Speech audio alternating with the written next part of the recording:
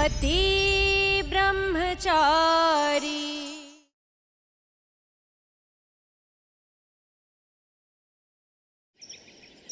ना मैं तुम्हारी बेटी हूँ और ना ही तुम मेरी माँ की जगह ले सकती हो। तुम मेरी नजरों में सिर्फ गुलाब सिंह की दूसरी औरत हो। अब जो रिश्ता बन गया सो बन गया। माँ बेटी का रिश्ता है हमारा, निभाना तो पड़ेगा।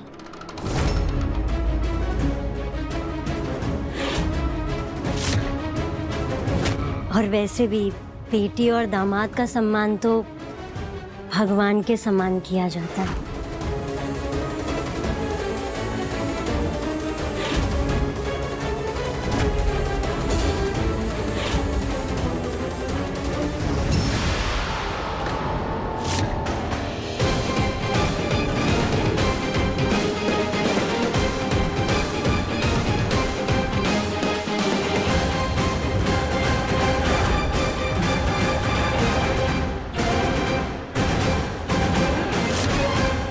इस डोर को तुम भले ही जला दो, लेकिन मुझे और सूरज को जिस डोर ने मन से बांध रखा है उसका क्या?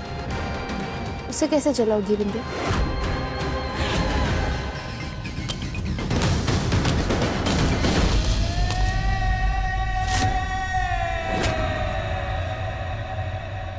बिंदिया माँ। क्यों सूरज? अब ये माँ आरती की थाली लेकर अपनी बेटी के स्वागत में खड़ी है, लेकिन बेटी है कि पता नहीं क्या सोच रही है। खैर, जिन रिश्तों की शुरुआत तकरार से होती है ना, प्यार भी वहीं पनपता है। बस थोड़े सब्र की जरूरत है। आओ अंदर हो।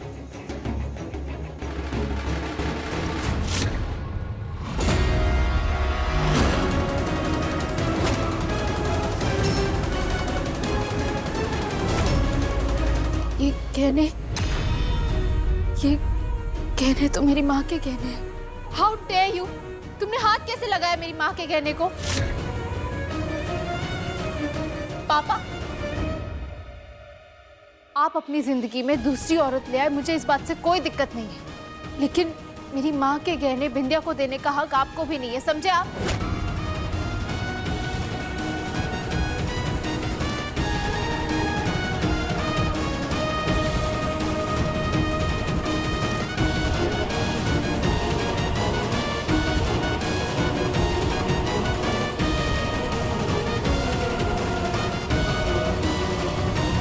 ईशा बेटा, मुझे सचमुच नहीं मालूम था कि ये गहने बड़ी दीदी के हैं। आज से ये सारे गहने तुम्हारे हुए। ये मुझे अलमारी में दिखा तो मैंने पहन लिया, और इन्होंने भी मुझे प्यार और संकोच में शायद मना नहीं किया। इसमें तुम्हारे पापा की कोई गलती नहीं है। ईशा जी, गलती किसी से भी हो जाती है, भूल जाइए, जाने दीजिए। गुड़िया बेटा, तुझे ऐसा क्यों लगता है कि मैं बिंदिया को तेरी माँ की जगह दे रहा हूँ? ऐसा नहीं है बेटा। अरे बेटा, कावेरी की अपनी जगह है, बिंदिया की अपनी जगह है।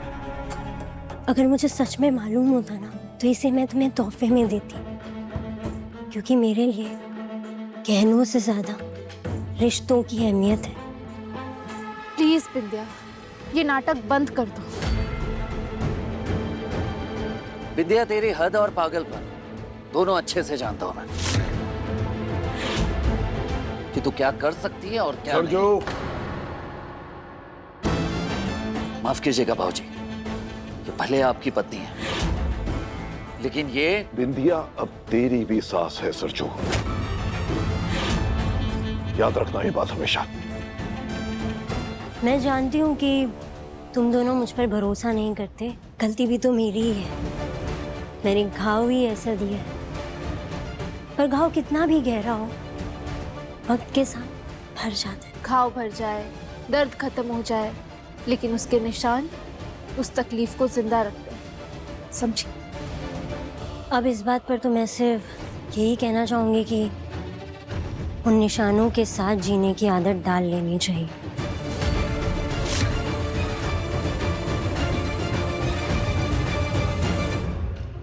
अब देखो ना, मैंने ये दावत परिवार की खुशी के लिए रखी और हम क्या दुख और दर्द की बातें लेकर बैठ गए। जाने देते हैं इन बातों को। आइए, चलिए अंदर आइए। आओ अंदर आओ।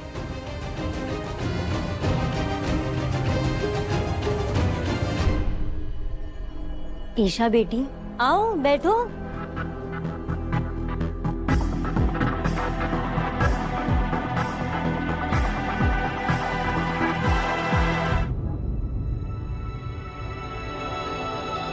सूरज, तुम्हारी जगह वहां नहीं, इधर आओ, अपने बाबूजी के बगल में आके बैठो। नहीं नहीं, मैं यही ठीक हूँ।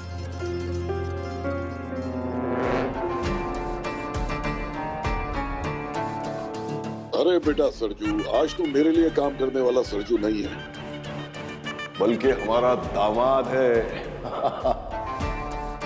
आइए दामाद जी। शाबाश, आजा बेटे। खुशबू बहू, काव्या बहू, अनुराग, आरव, माँ जी। ईशा भाभी, कैसी हो? बैठो बैठो।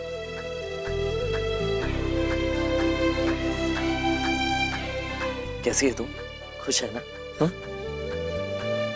खुश हो, बहुत खुश हो। चल बैठ। रिश्ते के नाते मैं तुम सभी की माँ हुई, यानी मिसेस गुलाब। इसीलिए मैं चाहती हूँ कि जो माँ के फर्ज पहले नहीं निभाए गए, उन्हें मैं निभाऊं।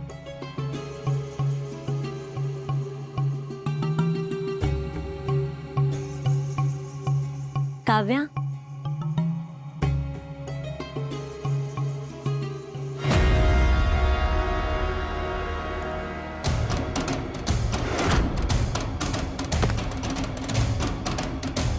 ये तो हमारे पुश्तैनी कंगर है, इसे तुम यहाँ क्यों लाई हो? और इन्हें मुझसे पूछे तुम किसी को कैसे दे सकती हो? माँ जी, बहू ना होने के कारण आपने अपने कंधों पर गुलाब हवेली की जिम्मेदारियां ली और जो आपने बहुत अच्छे से निभाई। लेकिन अब मैं आ गई हूँ ना, आपको ये लेन देन व्यवहार की चिंता करने की कोई ज़रूरत नहीं है। मैं सब संभाल लूँगी। माँ, बिंदिया जो कर रही है उसे करने दो, वरना घर परिवार में घुल मिल कैसे पाएगी। और तुमने पहले कहीं देखा है कि दूसरी माँ आके अपने बच्चों को इस तरह अपना ले?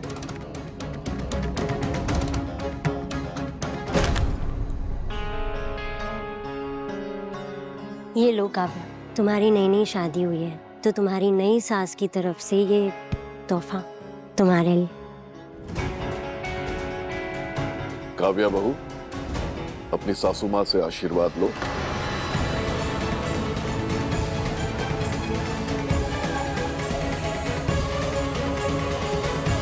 अरे बस बस बस।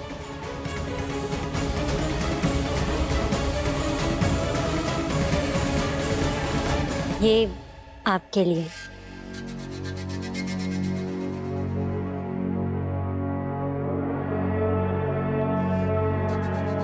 खुशबू बहू,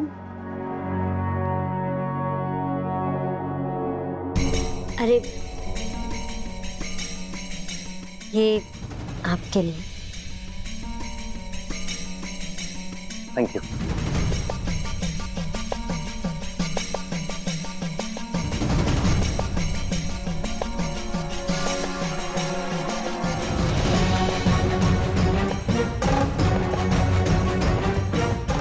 ईशा बेटी, ये असली सोने और चांदी की तार से बनी बनारसी साड़ी और ये कुछ श्रृंगार की चीजें। एक सुहागन के लिए इससे अच्छा तोहफा और क्या हो सकता है? ईशा, तुम्हें ये बहुत अच्छा लगेगा। तोहफा नहीं तो मेरा आशीर्वाद समझ के रख लो।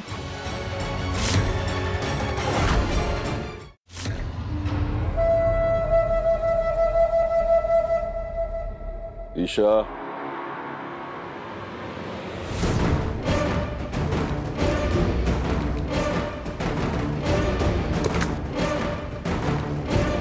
सूरज, ये तुम्हारे लिए।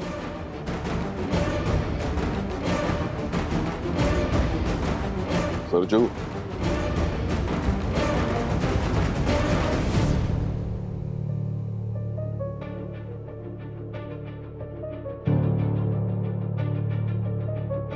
सूरज, क्या तुम भी ईशा बेटी की तरह पैर नहीं छोड़ोगे?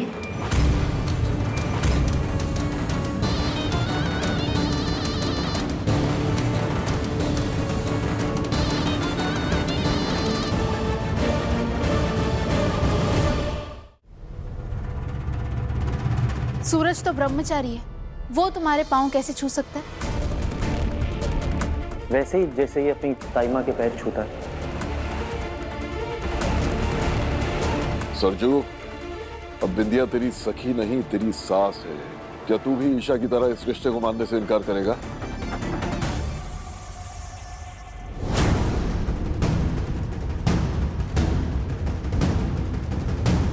सब जानते हैं कि सूरज ब्रह्मचारी है। अब देख ईशा, तेरी ही आंखों के सामने सूरज मुझे छुएगा और इसका ब्रह्मचर्य मुझसे ही टूटेगा। कोई बात नहीं सूरज, अगर तेरे मन से नहीं आ रहा तो मत छू पैर। नहीं, अब आपकी इज्जत पापा की इज्जत है, और सूरज अगर पापा की इज्जत करता है तो वो आपके पाँव जरूर छुएगा।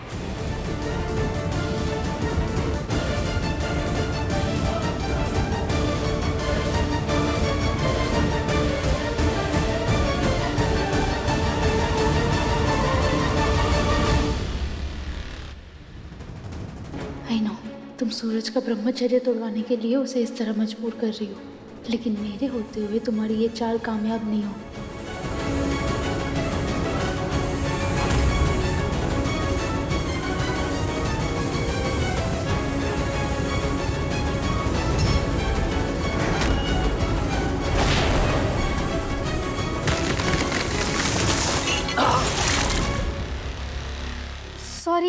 सॉरी, गलती से गिर गया। वो मैं बॉक्स देख रही थी और गलती से चाय गिर गई।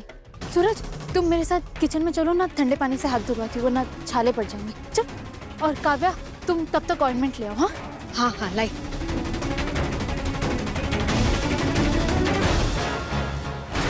जब भी आती है कुछ ना कुछ गलत जरूर होता है। बताओ, बिंदिया बहू के पैर जला दिए।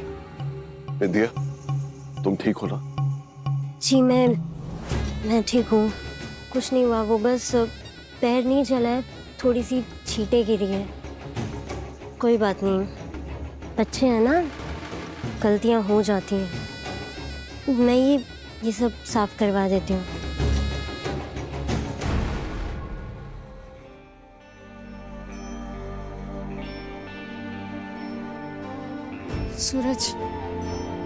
सूरज, आई एम सॉरी, मैंने जानबूझ के नहीं किया। मैं जानती थी बिंदिया तुम्हारा ब्रह्मचर्य व्रत तोड़वाना चाहती है, इसलिए ये सब।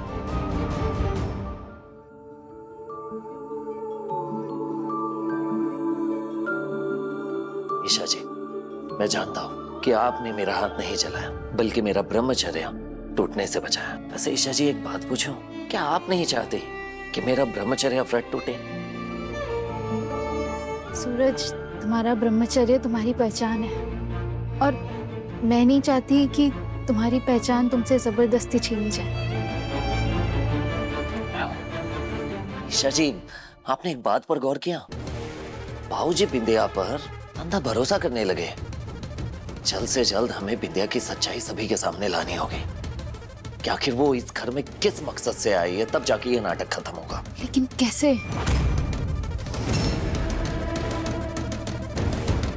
मेरे पास एक आइडिया है ईशा जी। एक मिनट। बिंदिया मुझसे अकेले में आके मिल, तुझसे एक बहुत जरूरी बात करनी है।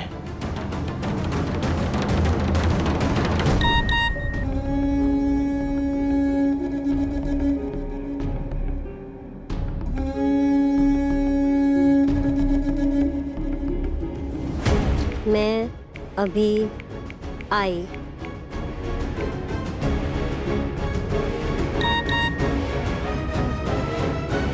अब देखिए ईशा जी, आगे क्या होता है। हाँ, हमें बिंदिया का सच पापा के सामने लाना ही होगा। लेकिन सूरज, तुम सावधानी रखना, बिंदिया इस वक्त कोई भी चाल चल सकती है। हाँ, फिक्र मत कीजिए ईशा जी, बस मुझ पर भरोसा रखिए।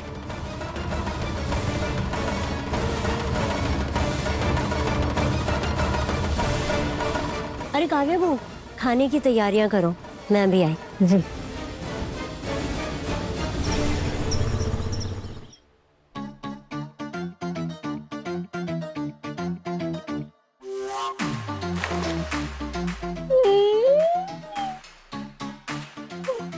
बाबू, ठंड की पहली मटर कितनी मीठी होती है।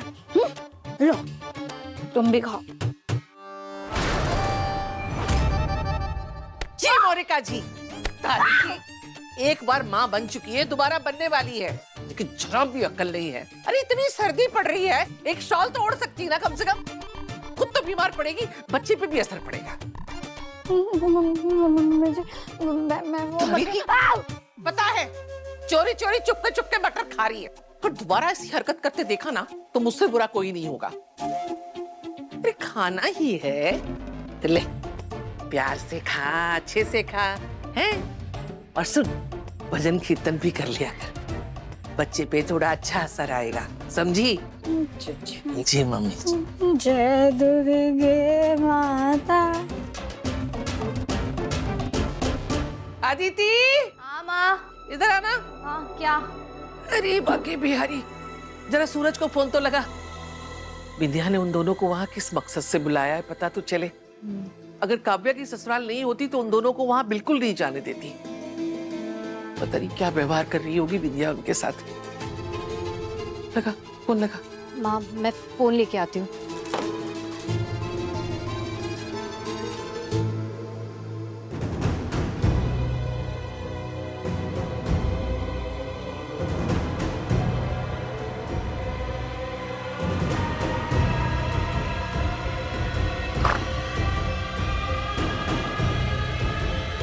सूरज, तूने बुलाया मुझे? हाँ बिंदिया, ताकि मैं तुझे समझा सकूं कि ये सब बंद कर। कोई भी जिद जिंदगी से बड़ी नहीं होती विद्या। आखिर क्या सोचा तूने जो तू बाबूजी से शादी कर बैठी? तेरे और बाबूजी की उम्र में बहुत फर्क है। तेरे आगे तेरी पूरी जिंदगी है, मैं हूं। तूने कहा था ना कि तेरे दिल में मेरे लिए प्यार है। तूने कदर कहाँ की मेरे प्यार की? अरे तो क्या करता मैं? तूने पहले अंधे होने का झूठा नाटक किया, फिर मेरे पाव भाजी स्टॉल को जला दिया। अरे गुस्सा चढ़ गया था मेरे सर पर, और तुझे अच्छे से पता है ना कि अगर मुझे एक बार गुस्सा आ गया तो ना मैं सही देखता हूँ ना गलत। अरे एक मौका तो दिया होता मुझे शांत होने का, सोचने समझने का। तू मेरी सबसे अच्छी दोस्त थी, दोस्त होने के बाद भी तूने मुझे धोखा दिया। और इसका मतलब ये थोड़ी ना हुआ कि तू बाबूजी से शादी करने जैसा गलत कदम उठा ले और खुद को गड्ढे में झोंक दे। तो ये बता विद्या, क्या तू वाकई इस शादी में खुश रह पाएगी? हाँ देख विद्या, तेरी एक आवाज पे मैं तुझे गड्ढे से बाहर निकाल सकता हूँ। तू मेरे लिए अब भी मेरी पहले वाली विद्या है, सच कह रहा हूं मैं। हाँ विद्या, मेरा गुस्सा पूरी तरह से शांत हो गया है। बस तू मुझे बता, क्या तेरे दिल में मेरे लिए अभी भी वही एहसास है जो पहले था? बोल विद्या। हाँ ठीक है मैं बात पापा, करता आप यहाँ, आपकी नई बीवी आपको ढूंढते हुए ऊपर कमरे की तरफ गई है। हूं। अच्छा, मैं आता हूँ।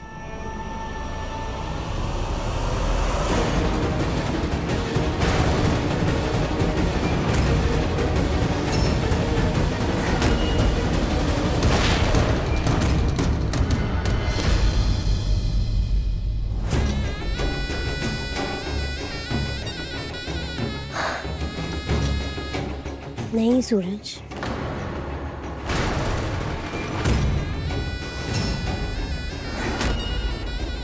तुझे पाने की मेरी ख्वाहिश थी, पर अब सब खत्म। मेरी वो बेवकूफ़ी मेरा अतीत है, और मेरा आज, मेरा ये परिवार, मेरी शादी, मेरे रिश्ते हैं। अब मेरा धर्म मेरे पति की सेवा करना है, क्योंकि मेरी पूरी दुनिया वो ही है, और मैं आज से मिसेस गुलाब हूँ। विंध्या,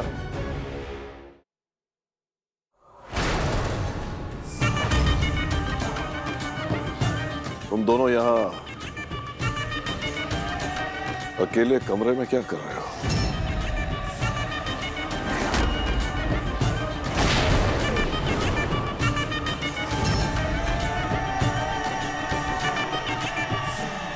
मैंने ही सूरज को यहाँ अकेले कमरे में बुलाया था ताकि मैंने उसके साथ जो कुछ भी गलत किया है माफ़ी मांगकर अपने दिल का बोझ हल्का कर सकूं और इसे ये भी बता दूं कि मेरी ज़िंदगी की हर एक सांस आपसे जुड़ी है और मैं बदल गई हूँ।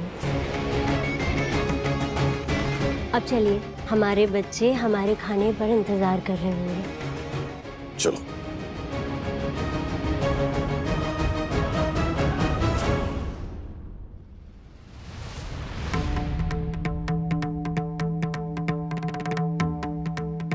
सूरज, मैं जानती हूँ कि तेरे दिल में ईशा के अलावा किसी और की जगह नहीं है। तू भी उसे चाहने लगा है और ये बात मैं मान चुकी हूँ, लेकिन एक दोस्त होने के नाते मैं बस तुझसे एक मदद चाहती हूँ।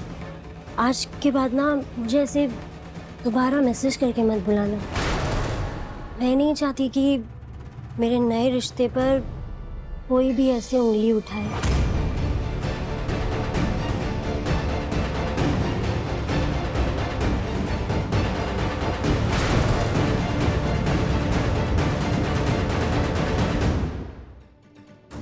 ईशा बेटा, नीचे खाना लग गया, आओ।